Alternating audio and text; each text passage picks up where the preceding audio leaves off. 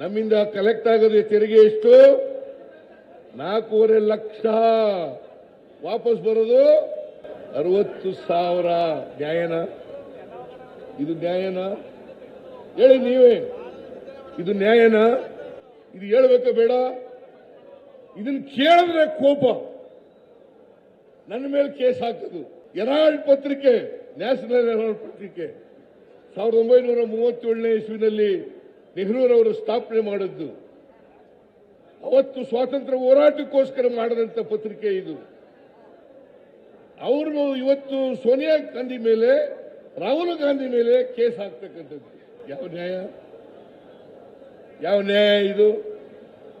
ಯಾವ ನ್ಯಾಯ? ಇನ್ನು ನೀವು ಅನ್ಯಾಯ ಮಾಡ್ತಾ ಇದ್ದೀರಿ, ಸಾಮಾನ್ಯ ಜನರಿಗೆ, ಬಡವರಿಗೆ ಅನ್ಯಾಯ ಮಾಡ್ತಾ ಇದ್ದೀರಿ. ನೀವು ಮೋದಿಯವರು ಅಂಬಾನಿ ಅದಾನಿಗಳಿಗೆ ಸಹಾಯ ಮಾಡ್ತಾ ಇದ್ದೀರಿ ಅಂತ ಕೇಳಿದ್ರೆ ನಮ್ಮ ಮೇಲೆ ಕೇಸ್ ಹಾಕೋದು. ಇಡಿ ಉಪಯೋಗಿಸೋದು, ಸಿಬಿಐ ಉಪಯೋಗಿಸೋದು, ಇನ್ಕಮ್ ಟ್ಯಾಕ್ಸ್ನವರು ಉಪಯೋಗಿಸೋದು. ಈ ಥರ ನಾನು ಯಾವಾಗಲೂ ಕೂಡ ನನ್ನ ರಾಜಕೀಯ ಜೀವನದಲ್ಲಿ ಯಾರು ನೋಡಿರಲಿಲ್ಲ, ರಾಜಕೀಯ ಜೀವನದಲ್ಲಿ ನೋಡಿರಲಿಲ್ಲ. ಇದನ್ನ ನೀವು ಅನ್ಯಾಯ ಮಾಡಿ ಯಾರ್ಯಾರು ನಿಮ್ಮನ್ನ ಬೈತಾರೆ, ಯಾರು ನಿಮ್ಮನ್ನ ಟೀಕೆ ಮಾಡ್ತಾರೆ, ಯಾರು ಕೇಂದ್ರ ಸರ್ಕಾರವನ್ನು ವಿರೋಧ ಮಾಡ್ತಾರೆ, ಅವರೆಲ್ಲರ ಮೇಲೂ ಕೇಸ್ ಹಾಕ್ತಿರಲ್ಲ. ನಾಚಿಕೆ ಆಗಲ್ಲ ನಿಮಗೆ? ನಾಚಿಕೆ ಆಗಲ್ಲ ನಿಮಗೆ? ರಾಹುಲ್ ಗಾಂಧಿ ಏನ್ ತಪ್ಪು ಮಾಡಿದ್ರು? ಸೋನಿಯಾ ಗಾಂಧಿ ಏನ್ ತಪ್ಪು ಮಾಡಿದ್ರು? ನ್ಯಾಷನಲ್ ಹೆರಾಲ್ಡ್ ಪತ್ರಿಕೆಯಲ್ಲಿ ಏನ್ ತಪ್ಪು ಮಾಡಿದ್ರು?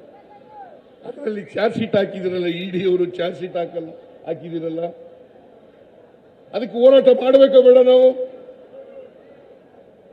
ಇವತ್ತು ಇವರು ಯಾರಿಗೆ ಸ್ವಾತಂತ್ರ್ಯದ ಬೆಲೆ, ಅದರ ಪಾವಿತ್ರ್ಯ ಗೊತ್ತಿಲ್ಲ ಇವರಿಗೆ, ಬಿಜೆಪಿ. RSS 1925ರಲ್ಲಿ ಪ್ರಾರಂಭ ಆಯಿತು. ಎಷ್ಟು ಜನ ಜೈಲಿಗೆ ಹೋಗಿದ್ರು RSS ನಾಯಕರುಗಳು? ಏನೋ ಉಗ್ರಪ್ಪ ಒಬ್ಬರು ಹೋಗಿದಾರ?